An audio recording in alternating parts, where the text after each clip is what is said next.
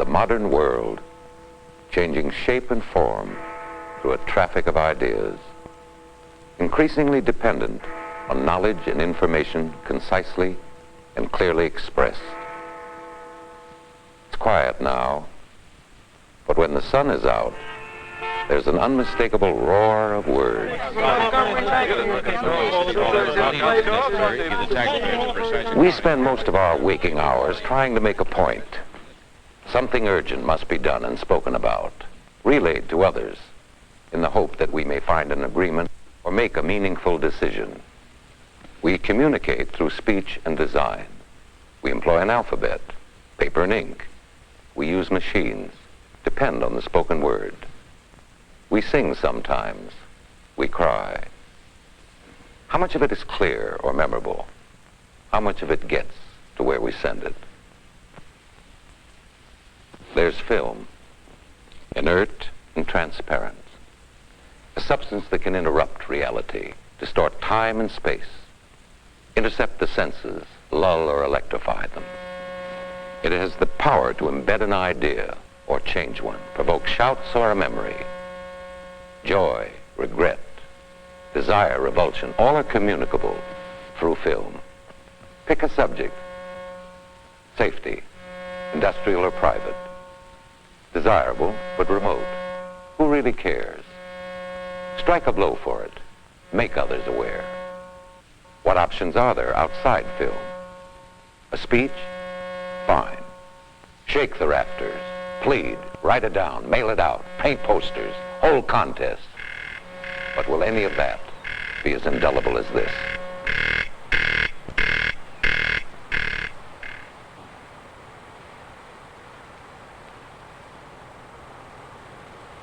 Secretly, life is invulnerable.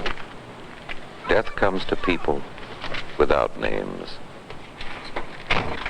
We know what can happen, but here's the real point.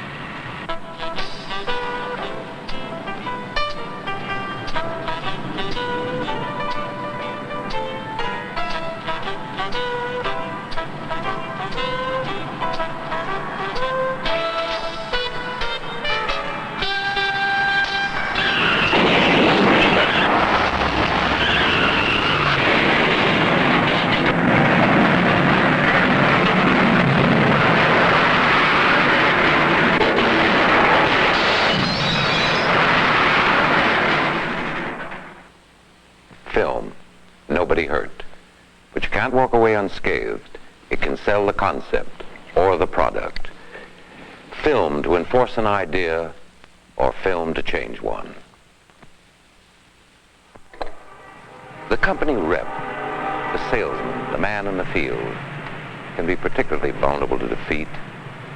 Alone, he loses sight of himself in relation to others. Once accepted, once secure, he stacks arms and settles for a vague routine.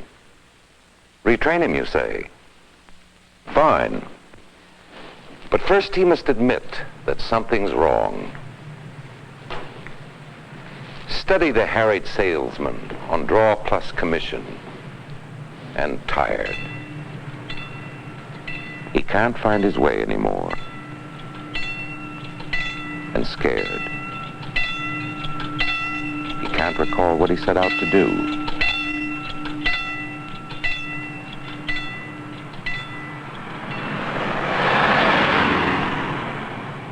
Motivate him, rejuvenate him, give him a bonus, a pep talk, a medal, a hot foot, a warning.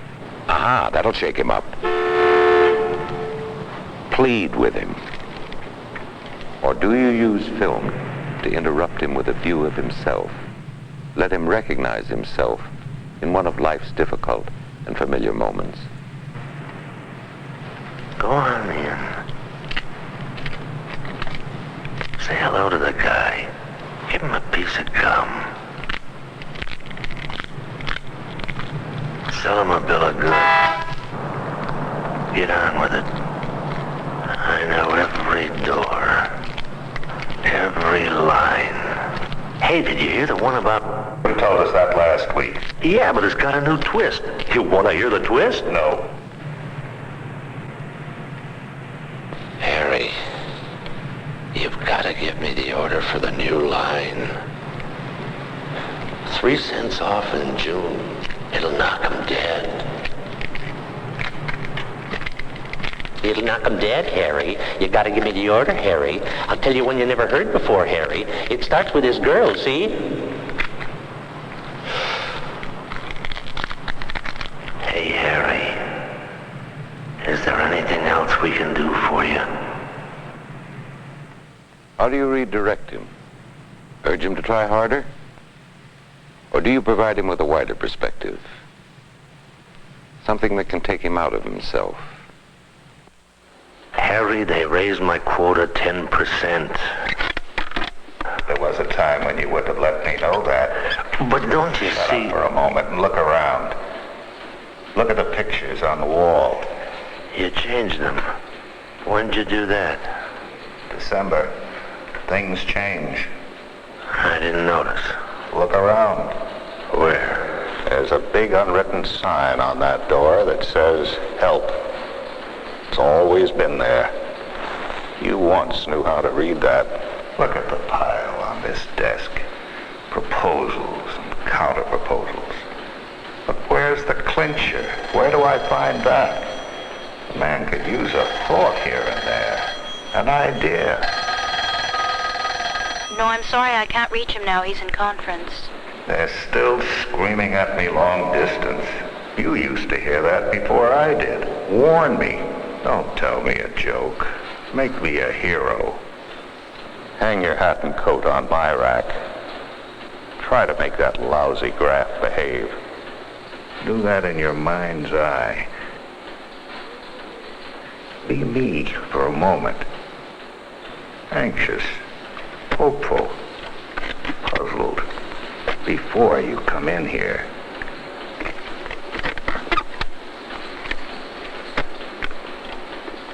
A customer is a guy who needs help. Can you still help me? Then see me. Come see me. The motion picture, to let a man live somewhere else for a moment, to let him see beyond the well-worn boundaries of his own preoccupation, to switch roles to better understand his own. Film can play any man back to himself, give him the insight for change. Oh, wad some power the gifty gie us to see ourselves as others see us. It wad from many a blunder free us, and foolish notion. Of course, Robert Burns had no idea that we would someday have the power to free us from many a blunder. We do have the power on film. Won't regret it. Write me a fat order. A fat order for a hot line. Best on the market. Tops of the field. Pride of the pack. Fine. Put me down for... Not like the competition. Some got no pride in what they do. No pride. P-R-I-D-E. No pride. Where was I? Oh, but great packaging. You gotta hand them that. But junk. J-U-N-K. You know what I mean? I used to sell for old Jack Dibble. Glop. He makes glop. G-L-O-P. Maybe you know him. He's my brother-in-law. Yeah. A closed mouth is the better part of a runaway tongue. But do you tell a man that? Laughter, not a lecture. Recognizable and agreeable on film. Unhappily, nuts and bolts instruction can be a tedious and costly affair. We haven't yet discovered how to make knowledge a biological inheritance. Each generation must start from scratch. Some things require more scratch than others. Read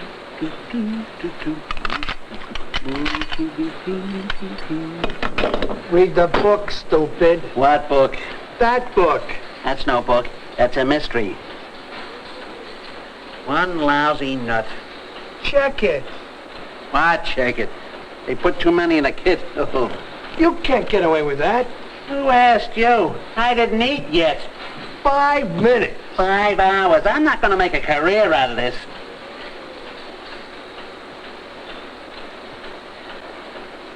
Okay, I'll read the book. I'll read the book. Don't. See the film.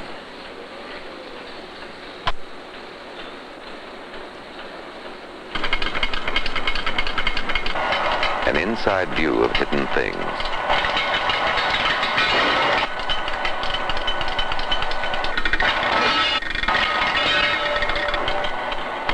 A diagram in motion.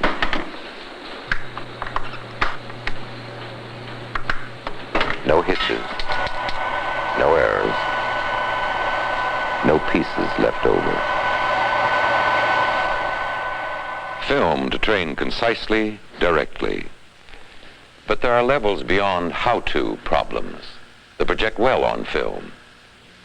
There's the question, why bother? Consider this answer.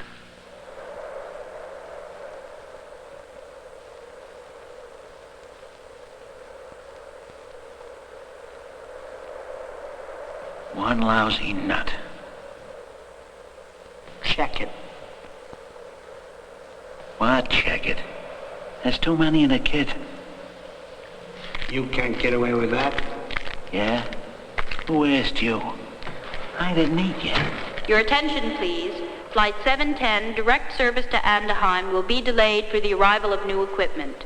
Now add the unknowns.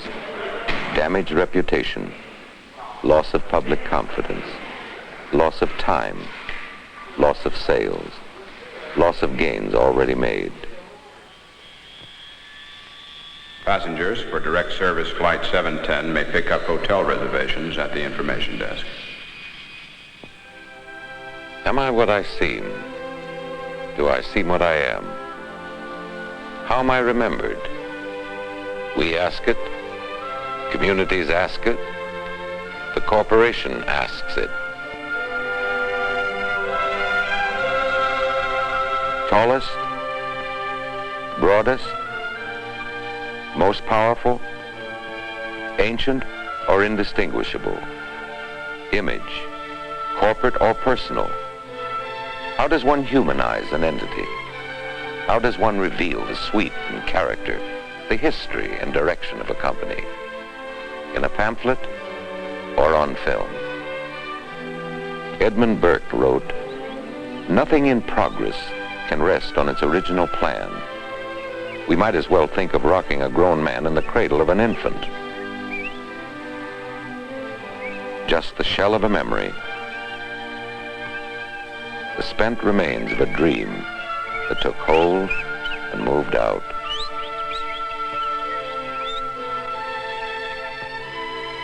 We've changed, forms in calm shadows, impressions in steel and rock, a world of glass around a city of people. But who are we now? Judges by what? Rafters in space? Go back in time. Let's design a place big enough to hold 100 men. How are you going to get him here? Even bigger. Something for the next 20 years. He's crazy. I forget who said that. Foresight was not our strong point. We came here on a theory with a curiosity to be explored on an unsettled landscape. Give it a form, we said. Give it a texture, a use. Build a place large enough for a man to think, big enough for men to think. Give it a lifetime in our lifetime.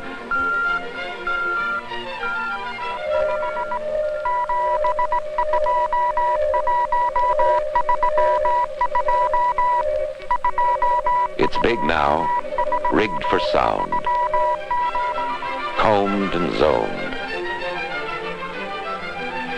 and open to traffic.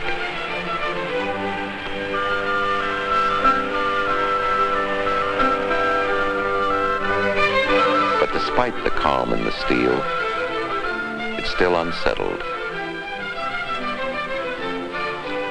Who are we? We are as we always were.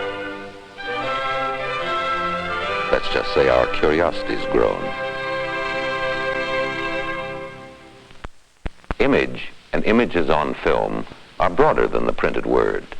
Visualization in a visual age. Film able to affect attitudes because it affects the emotions. Political parties, associations, branches of government often hang their existence on ideas. Most of us live outside them, physically and emotionally, out of sight, out of mind. Take conservation, an abstraction. Conservation of the soil, desirable like apple pie, but not too urgent until it explodes in life or on film.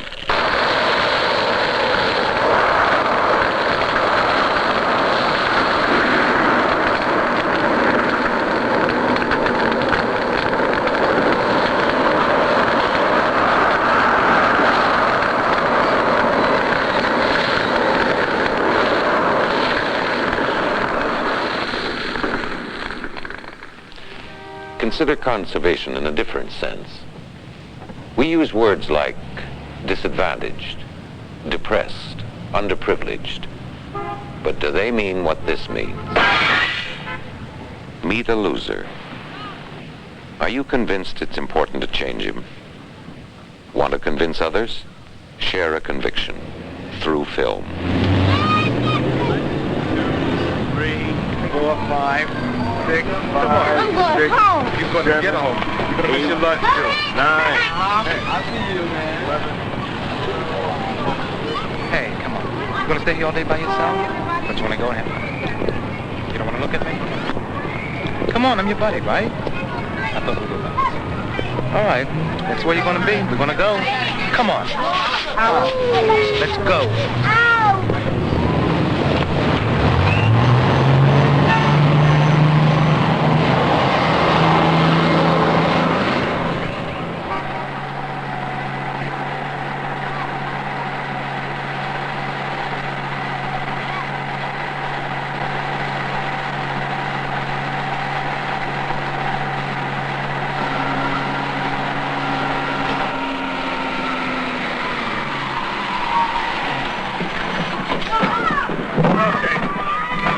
Okay, let's go.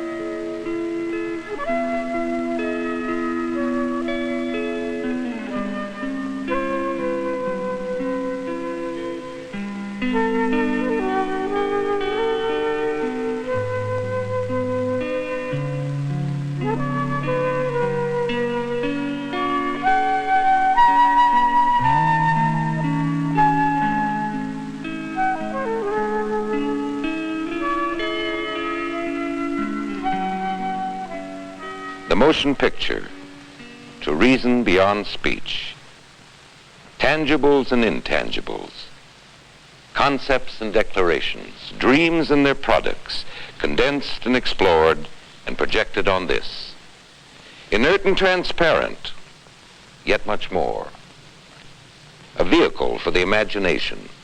A substance on which to reason directly, with sound and fury, or silence. Above all, a method to make thoughts understood.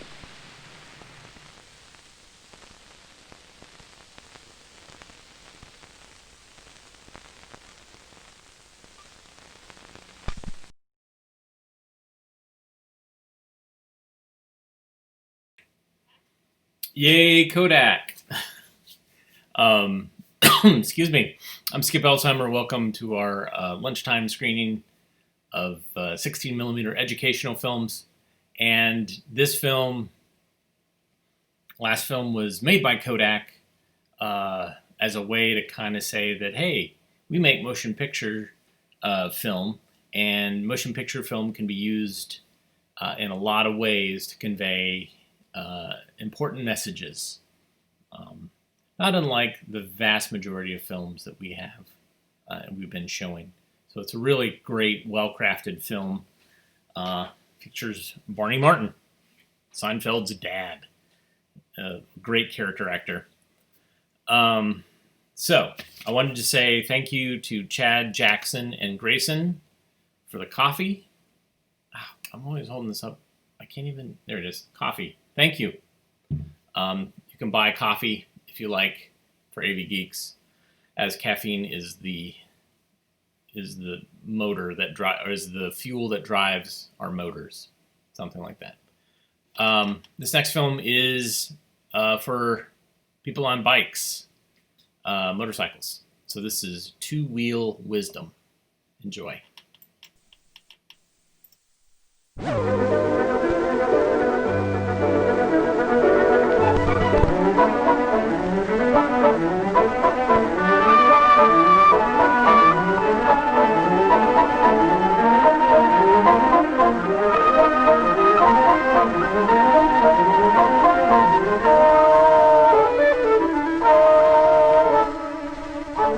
This is the story of how safety on two-wheeled vehicles can add to the fun and pleasure of the open road.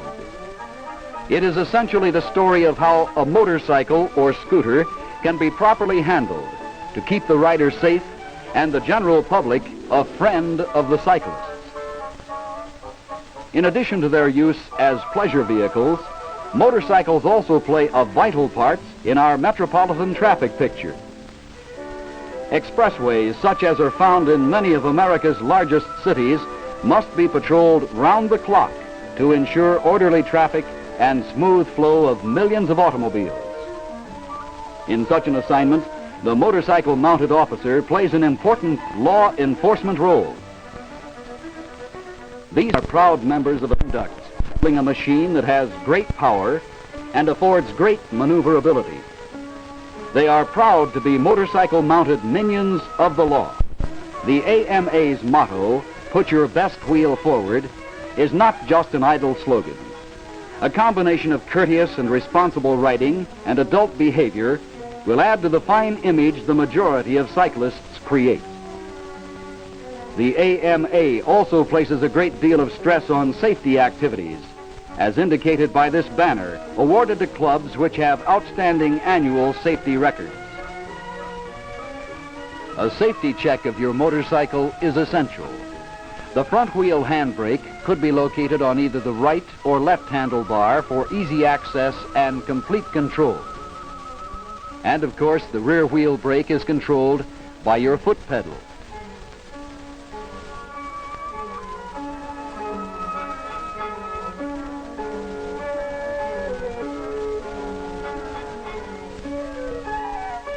Checking for proper tire pressure is as essential on a two-wheeler as it is on an automobile. Footrests are for riding comfort and convenience. And your starter gets you underway. A foot shift makes it easy to change gears.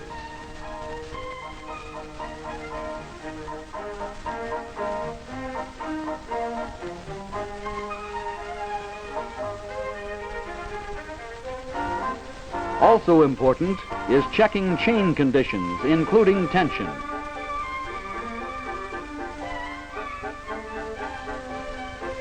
A vital safety feature is the tail and stop light, which must always be in good operating order to protect you and the riders behind you.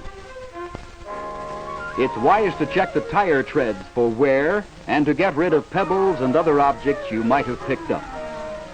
And more than vanity demands that you have a rear view mirror which gives you a glimpse of what's behind you at all times to assure safety on the highway. Now that you know your motorcycle's operating features, you'll get dressed for the ride. All cyclists know the leather jacket is a practical garment providing warmth and protection as well as comfort. And remember, a safety helmet is to a cyclist what a safety belt is to a motorist. As the Best Wheel Forward poster says, dress neatly, ride carefully. Dressing neatly will make a distinctly good impression on your neighbors, your riding companions, and the public. Now that you're ready, let's take a typical situation on the road.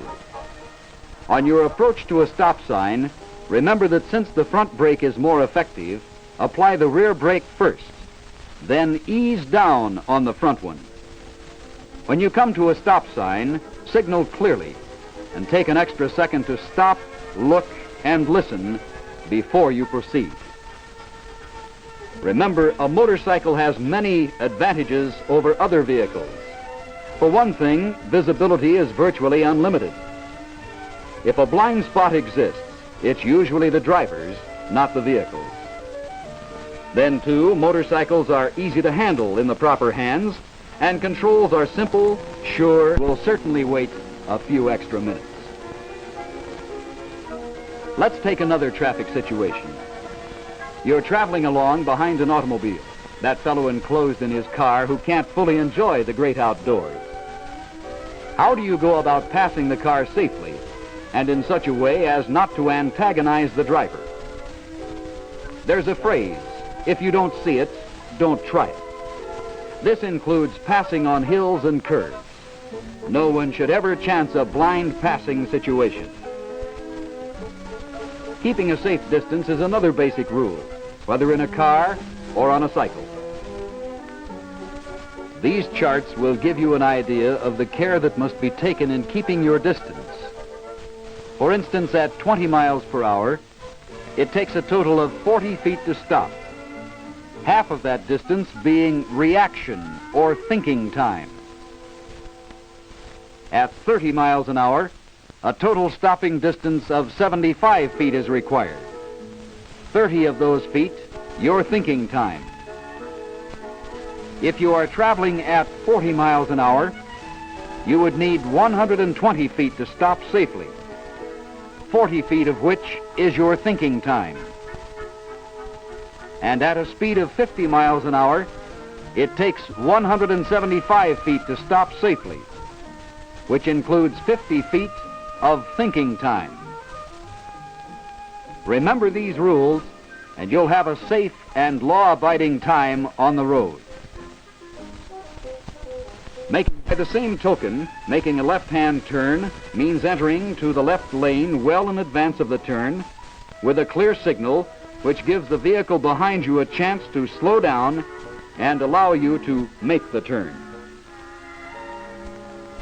Or let's take an example of a motorcyclist who is sweeping a curve. Here's one way that a professional cyclist takes a curve, but it is not recommended for highway riding because he's doing it on a racetrack. Now let's move to a highway rider taking a curve. The difference is obvious. The professional racer is equipped to ride faster in a race than when he's on the highway, and you'll find that the racing motorcyclist is one of the highway's most sensible riders. He knows, for example, that you must automatically reduce speed on wet roads or loose gravel and cross streetcar and railroad tracks at as wide an angle as possible. Yes, motorcycling is a sport unto itself. a thrill that must be personally experienced to be fully appreciated. When handled properly, the motorcycle is a vehicle that will bring untold pleasure to young and old alike. The fellowship that is evidenced in groups of cyclists out for a pleasure jaunt is unparalleled in any other sport. The wholesome fun that cyclists share in their hobby of two-wheeled participation is a thrill that cannot be matched by any other mode of transportation. The excitement of the open road that is present in taking command of a motorcycle, but more significant, is the fact that each cyclist, as the AMA has pointed out, must always be aware that keeping his best wheel forward is the important thing. Each of this country's two-wheeled riders, and there are more than 500,000 in the United States, has a responsibility not only to himself, but to other cyclists and motorists, as well as the very important segment of the public which accepts the sport on the basis of what it has seen of two-wheeled activity. The image of the motorcyclist is one that each individual creates, dressing neatly, conforming to all traffic laws at all times, conducting oneself as a responsible citizen, aware of other people's rights. These are the goals that all cyclists should set for themselves. And these are the goals that the AMA has set for its riders in almost 50 years of promotion of motorcycling as the greatest sport on wheels. We'd like to repeat the words of J. Edgar Hoover. The care you exercise in handling your motorcycle will add to the safety of our streets and highways. It will also increase the pride and pleasure you take in an activity which in many instances is their vehicles in the way they were designed, for wholesome fun, pleasure, and economical transportation. Yes, two-wheeled pleasure is something all can enjoy. From the youngster trying out his wheels on a bicycle, to the teenager enjoying his first scooter, from the lad on a lightweight motorcycle, to the experienced rider who uses his machine to explore the beauties of this great land of ours. From the professional racer seeking fame and glory on the track, to the guardians of the law whose motorcycle is a symbol of authority, to most fully enjoy the greatest sport on wheels.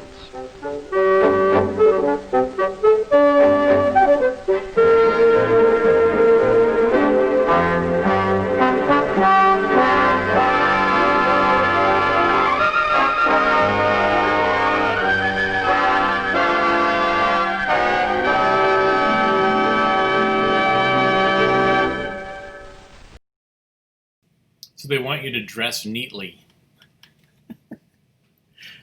I guess they're trying to distance themselves from the that image of the biker gang.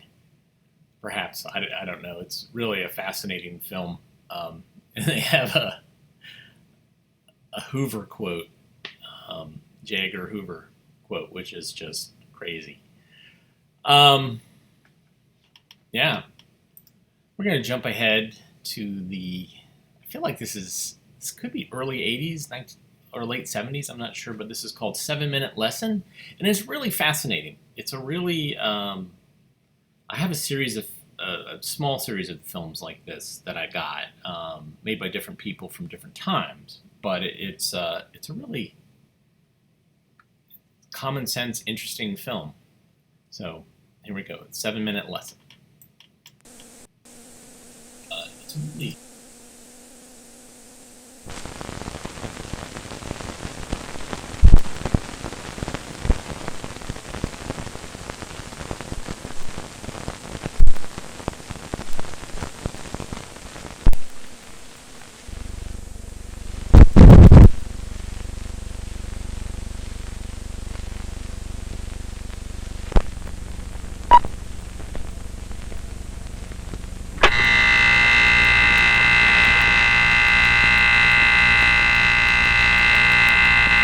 summer savings, and a whole lot more. big separation between the city and the suburbs this morning. 58 degrees in Bud Lake, while 71 at WCBS. Sunburn index 7 on a scale of 0 to 10. We expect a good deal of bright sunshine and fair weather clouds today. Comfortably warm and dry, the high 78 to 82. Air quality will be good. In the marine forecast, west to northwest winds 5 to 10 miles an hour, with local sea breezes developing this afternoon. Visibility better than 10 miles. It'll be clear and cool tonight, sunny and pleasant tomorrow, and hazy and warmer and more humid on Sunday. Now through Saturday, at our biggest and best sleep sale, we've got your mattress.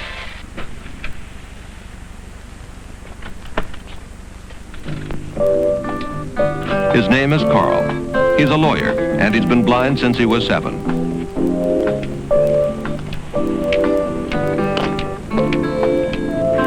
Traveling with a long cane, he gets around independently, getting to work each morning without assistance. But today is Saturday, and he's on his way to meet a friend who's agreed to help him shop for clothes. You see, as independent as Carl may be, like anyone else, he doesn't mind a little company, especially shopping.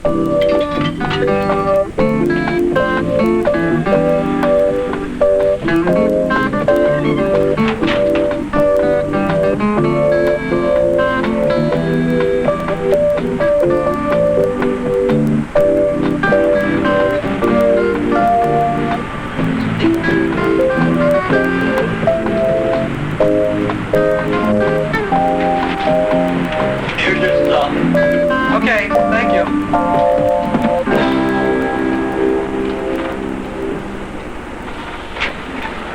Have a good day. Bye-bye now. Hi, Carl. Hi.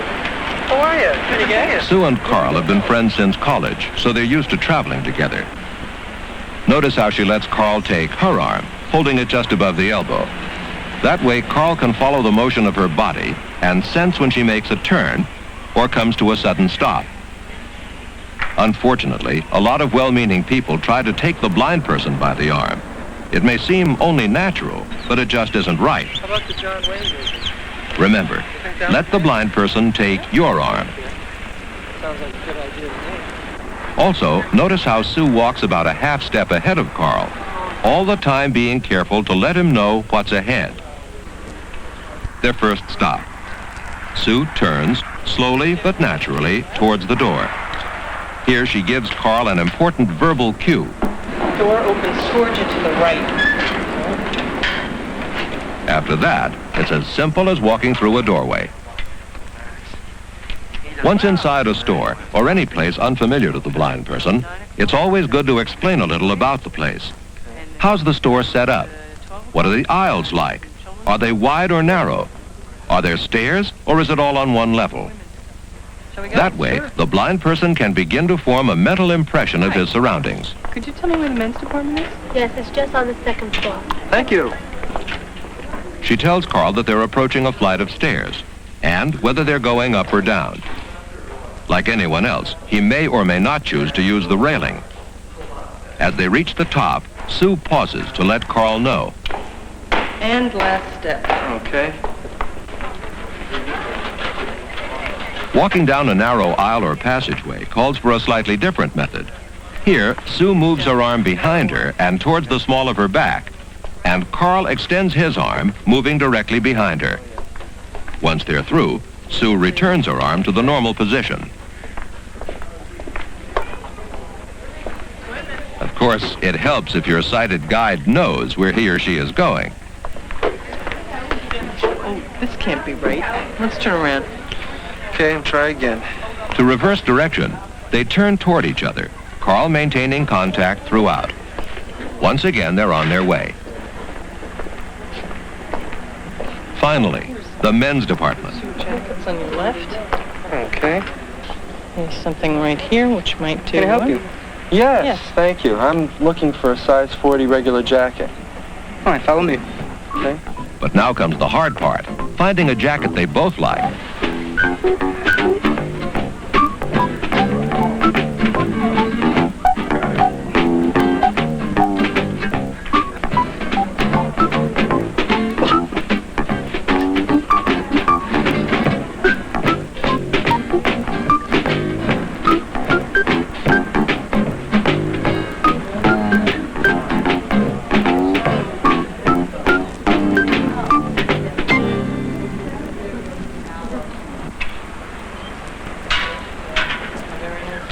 Yeah, I like it very much. Outside, Carl realizes that he'd feel more comfortable walking on the other side. Let's switch sides, okay? You're the boss. Okay. They pause, and Carl trails his arm across Sue's back, always maintaining contact. Let's go. Time for some coffee, and time for one more guide technique. Plenty of seats. Great. As they approach the table, Sue gives Carl two important cues. The chair is in front of you. Okay. Here's the back. Thank you. She tells him the position of the chair and places his free hand on the back of the chair. That done, they can both sit down. Do you want me to read a menu? I smell some apple pie. You see, if you're acting as a sighted guide and you're not quite sure of what to do, ask. Because sometimes even a sighted guide needs a little help.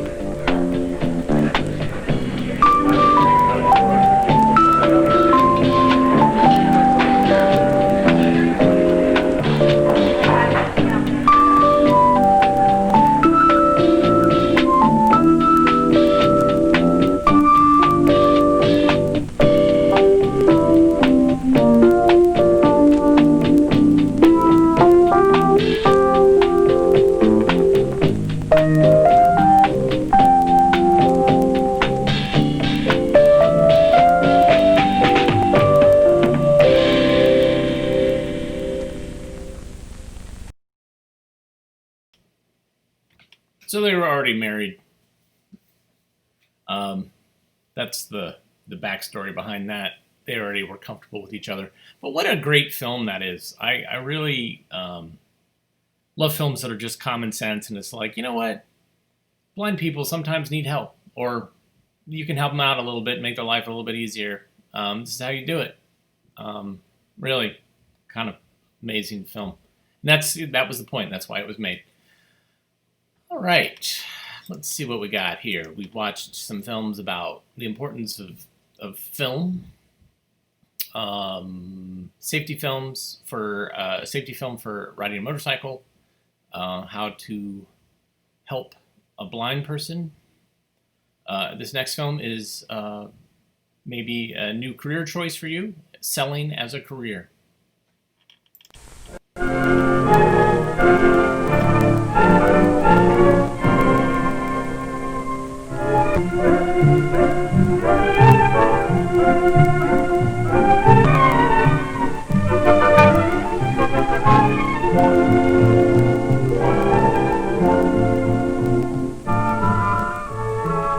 The house-to-house salesman symbolizes in a way the function of all salesmen, which is to bring goods or services to the attention of the consumer and to help the consumer buy. Good salesman helps the buyer. The measure of his success is not how many sales he makes, but how many customers he satisfies. Such salesmen are serving throughout the whole of our economy. From the mill, salesmen sell steel and other materials to manufacturers. Salesmen form the link between manufacturer and wholesaler. Salesmen bring the products of the wholesaler to the retail merchant.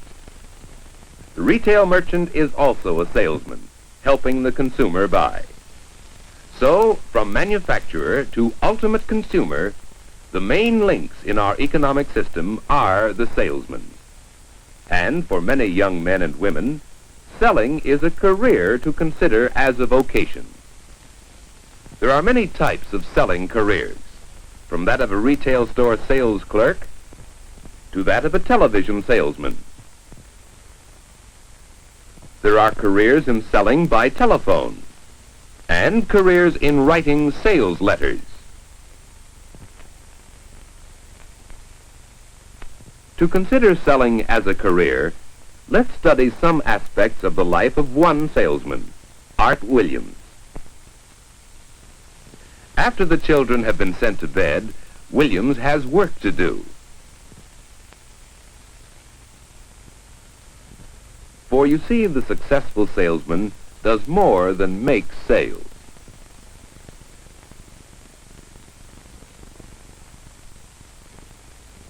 At the end of each day, he must complete his orders and mail them. He must make out reports of the day's calls on customers and prospects. He keeps records, a file of information about each customer, his needs, likes, and dislikes, records that make future sales possible. Later, when today's reports and records have been completed, there is more routine work, looking forward to tomorrow.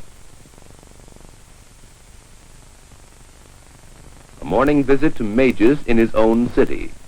Afternoon calls on 2 stores in town some distance away. Now the records. What about Mages? Last purchase was 4 dozen ski boots. A fairly new account needs careful handling. A thriving sporting goods store, gradually building a wide trade. Maybe they'll be interested in the new line of ski boots. An important account, worth all morning, even if the sale isn't big this time, because future sales should be large. Next, Sampson Sports Center, a steady, long-term customer. Good for a repeat order in every line. No problem there. Finally, if there's time tomorrow, call on Wilson Stam, a brand new prospect. They've never handled ski boots before, but the store seems to be doing a good business. Don't try to make a sale there, just get acquainted. In time, they may want help. The successful salesman knows his product, its strengths and weaknesses, its appeal to the customer. He knows what the manufacturer has to say about it, how far he guarantees it. The salesman must be sold on his product in order to sell it to others. When you consider selling as a vocation, think of yourself doing this sort of homework. In the morning, what must Art Williams, the salesman, do? He sizes up his customer further. His eyes are alert to indications of the customer's needs. Inside, face to face with his customer, the salesman is warm and friendly. Perhaps he has a compliment to make about the store, and he means it. Then he presents his product to show how it meets the customer's needs. Mr. Majors, I'd like you to look at 2 boots. This is a handcrafted Swiss boot. And here is a sample of our new Ski Master line.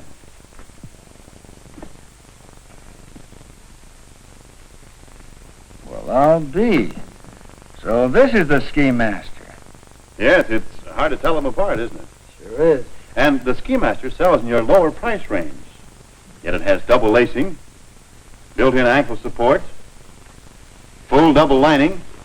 Helping the customer buy. Helping him to know the product. Helping him see sales features that he, in turn, can use to sell the boots. That's part of selling. How well could you do it? But selling is even more. Well, will we get complaints on them like we do on the Ski Juniors? You know, you fellas ought to learn how to waterproof boots. Yes, the salesman hears objections and complaints. He must meet them squarely and handle them well. They provide clues to the customer's needs and opportunities for service. You've had trouble with leaking boots, huh? That's right. Well, why don't you send them back? Just drop me a note. You know, our company will replace the boots if the trouble is due to materials or workmanship. You shouldn't have any trouble with these, though. The double construction of the Ski Master is designed to... do you mind if I use your drinking water? Go ahead.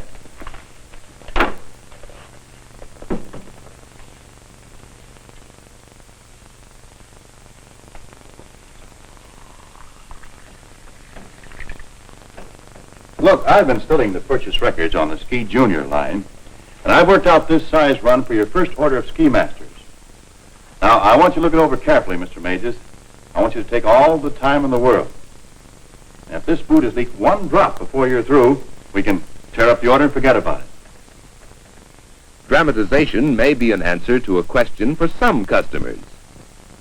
Will it work with Mr. Majors? Getting to be a good judge of people, that's basic to salesmanship. How good a judge of people are you? For selling is working with people. It's helping them make decisions, good decisions, helping them buy. That's selling. So much for the first call, a successful call, an order, and an improved relationship with a customer. Now for a drive to another town many miles away, and a call on another type of customer. Here, selling is largely the job of checking stock, finding what the store has on hand, what it needs more of, and making out a reorder. Long years of trust and fair dealing have built this relationship. To Williams, this store is a customer. The manager, a friend whom he serves honestly and well. Later the same day, Williams makes his third call on a new prospect, a total stranger. How will they get along? What interests and needs can Williams learn about? He isn't trying to sell anything today. This stop is just to get acquainted. That night finds Williams away from home, doing bookwork again, completing orders, making reports, keeping records. Thus ends a day in this salesman's life. How attractive does this life seem to you?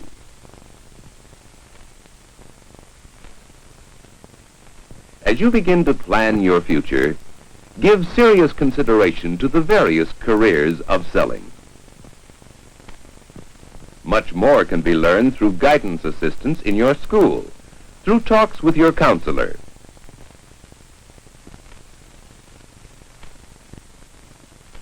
Part-time selling jobs are a good chance to find out more about the vocation of selling. Talks with salesmen you know will give you more ideas about careers in selling. Investigate. Think. What about selling as a career for you?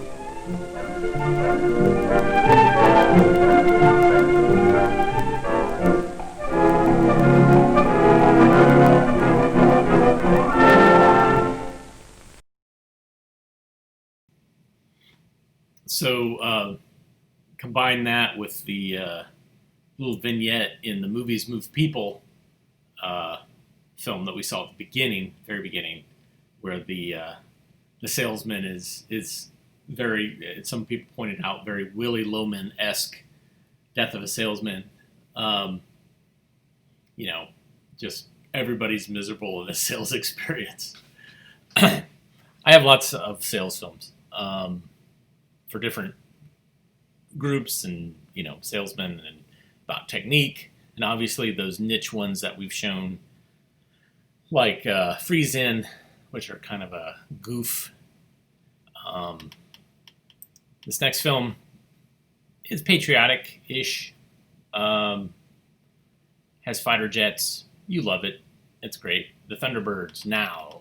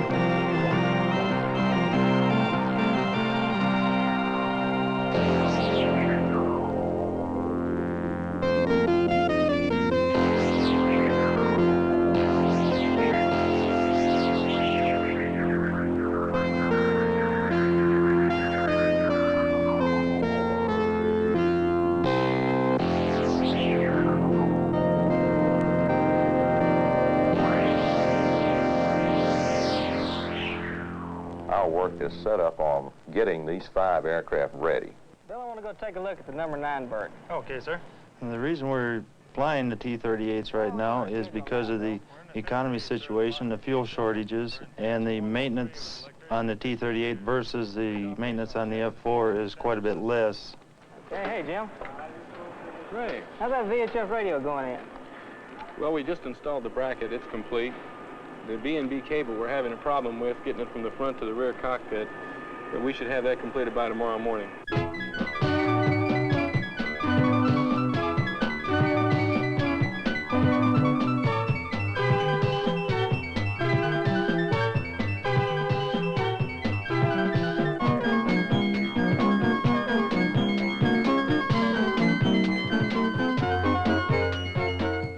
They just didn't roll out a mod ready to go. They had a few kinks in them that we had to get out. But they seem to be flying real well now. I think that the T-38 is an aircraft that is beautiful. And I think it's going to be a real fine show aircraft. Hey, it's go get it!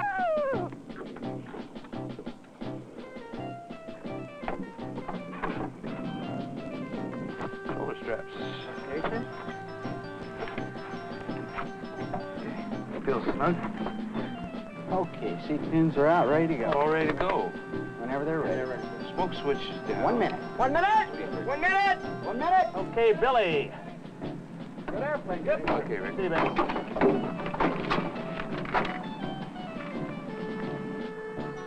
I think one of the most rewarding things about being on the Thunderbirds is to go out and meet the people. People have said that just watching the Thunderbirds put on their performance has made them proud to be an American.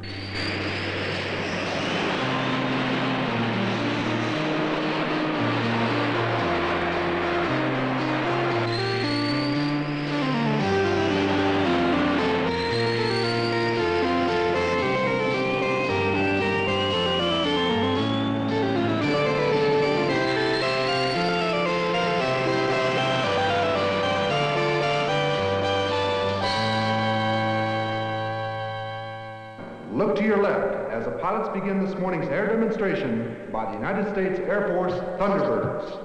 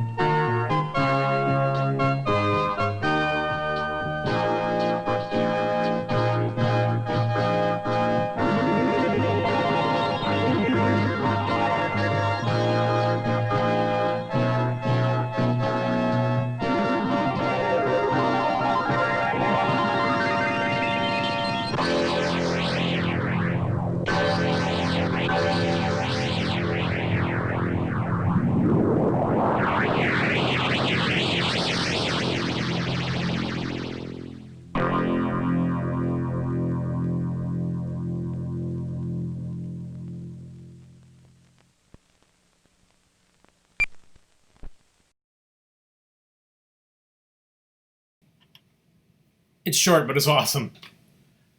That soundtrack by itself is also really, really sweet. Plus, jets, fighter jets, in formation. What's not to like? All right. What do we got here? Here's a complete change of pace. Utterly different than anything else we've seen today. This is about Scruffy. Enjoy. Scruffy.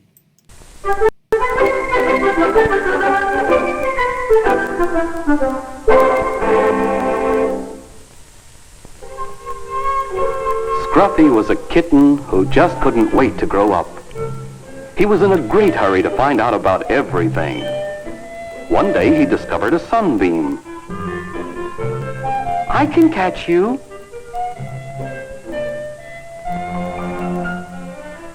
But that really landed him in trouble. So he decided to run away.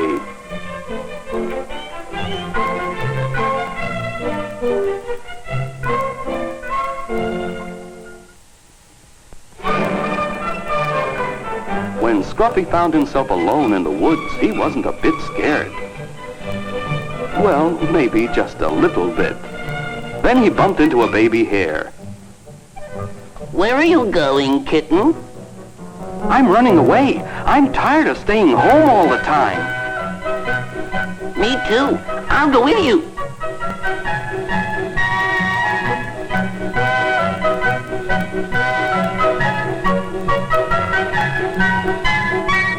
Say, what were you doing up there? Playing? Oh, that's baby stuff. We were off to see the world. When the squirrel heard that, he joined up too.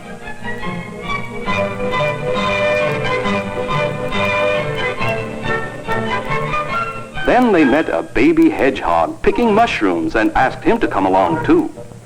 And before he could even make up his mind, they pulled the mushrooms off his back. Now follow me. We'll play follow the leader into the forest.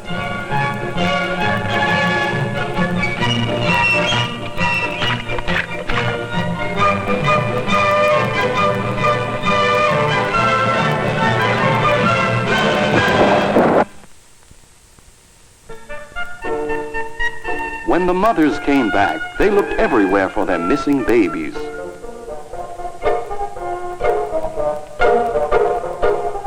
But by now, they were far out of sight or hearing.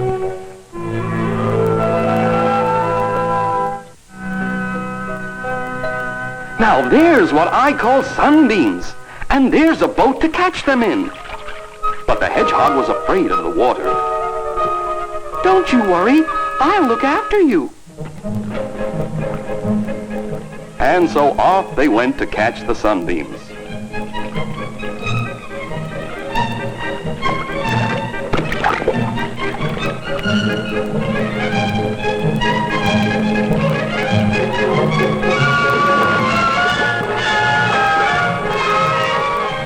Suddenly the sun dipped under a cloud and the sunbeams disappeared. Say, listen to this. I'm a baby hare. I'm a baby hare. But that woke up the hoot owl. I'll just throw a little scare into those sillies.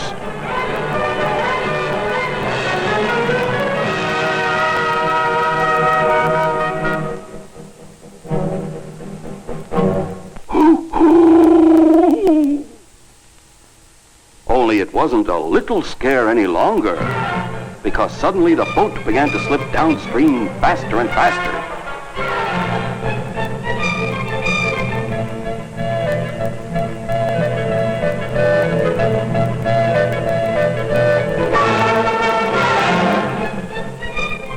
Wonder who that is. Oh, a waterfall. Say, that sounds like serious trouble. And it would have been too, had it not been for that lucky stone. And of course for Grandfather Hare, who saved everybody.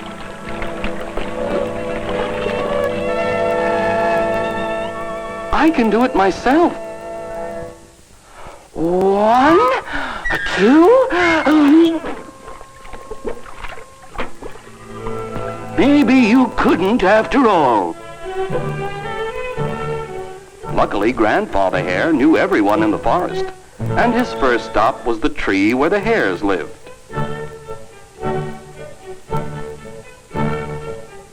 Is that one yours? Oh, yes, yes! Then he went to pay a call on the squirrels. Anybody up there lose a baby squirrel? I did. I'm afraid that one is going to catch it.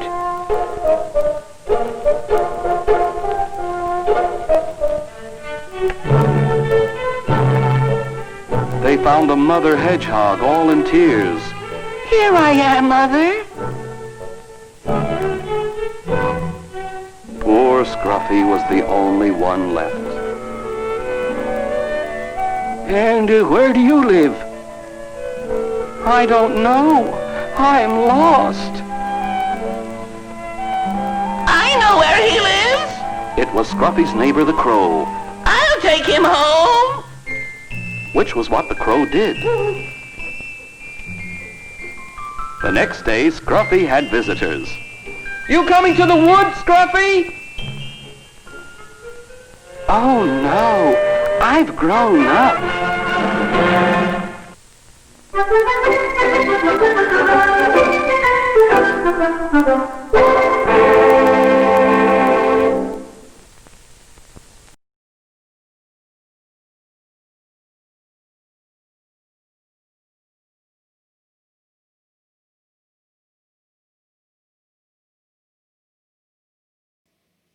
That one took me by surprise, that ending.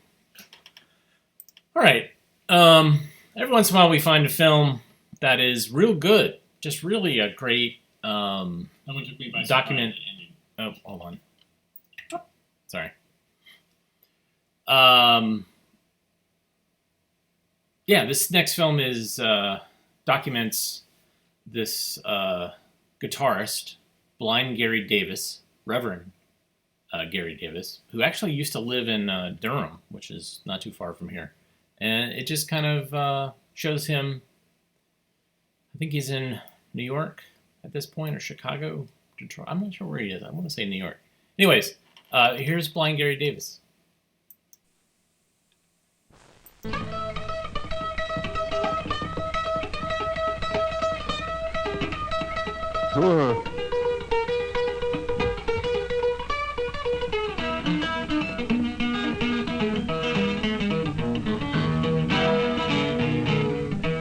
Tell me what you gonna do.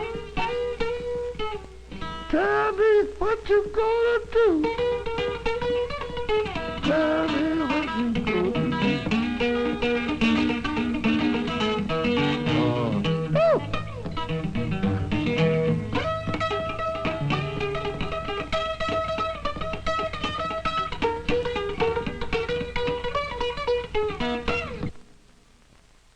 Now I can talk a little bit to you and tell you, you know, how I come by these things. When I was a little boy, my grandmother, you know, I used to sit down and take pans, you know, and make me something to play. I took more pie pans belonged to my grandmother than little, and I got more whooping by it than little. So she see like gonna tear me one up, you know, and said every time she go to the store buy her one, she buy me one, cause I gonna tear the first one up. So my mother said that boy gonna be a musician, and said I'm gonna buy him a guitar. And I was 7 years old. She bought me a guitar, and it laid around the house about a week. She went to work that morning, left me with the guitar, and come back that morning, I was eating that guitar up. It just stayed around home a week. And I've been playing ever since. That's right.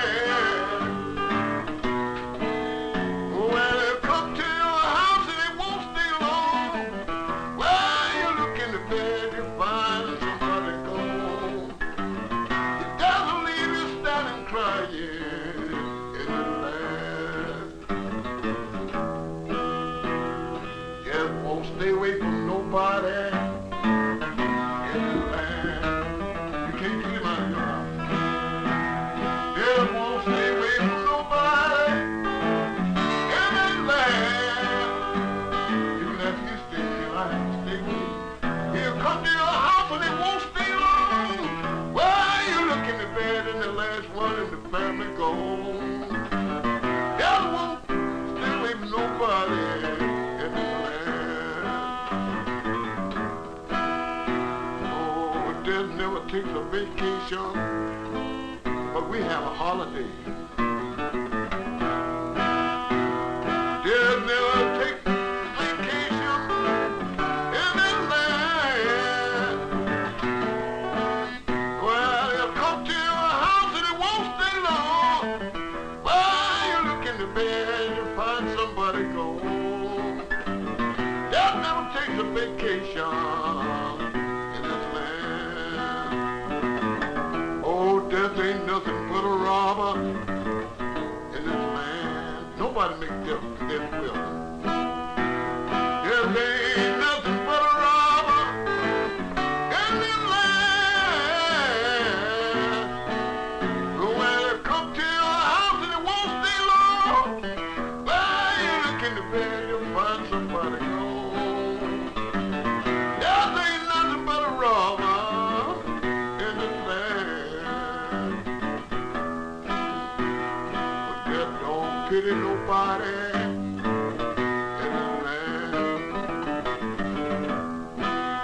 Oh, death don't pity nobody in this land. Oh, he'll come to your house and it won't stay long. Yeah, you look in the bed, you'll find your loved ones gone. Death don't pity nobody in this land.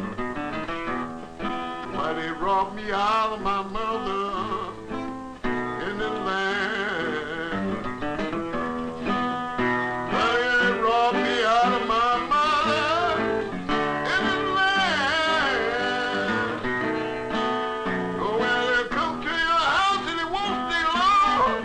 While you look in the bed, you'll find somebody gone. Death robbed me out of my mother in this land. Oh, Lord, left me standing lonesome in this land. Lord have mercy. He come to our house and it won't stay long. Yeah, Lord.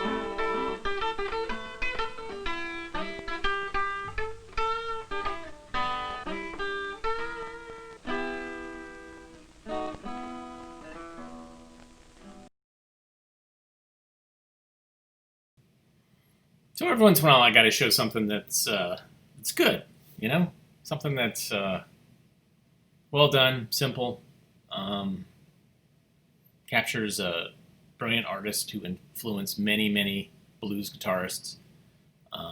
Yeah, every once in a while, I do that. Thanks, guys, for tuning in today. Very much appreciate your eyeballs and your comments, and we'll be back tomorrow, 1 o'clock. Eastern Daylight Time to show you some more films. I think I just did a tally. We have watched 470 films since we've started this. And thank you so much for tuning in. It makes me feel good to show you stuff that I've collected over the years. If you like what you saw, you can literally like. There's a button or something on, I think, Facebook, YouTube. And you can also buy us coffee, which will keep me caffeinated and awake. Then you can go to avgeeks.com. There's DVDs you can buy there, and also past episodes. So thanks again, and we will see you tomorrow. Everybody have a good rest of the day. Take care.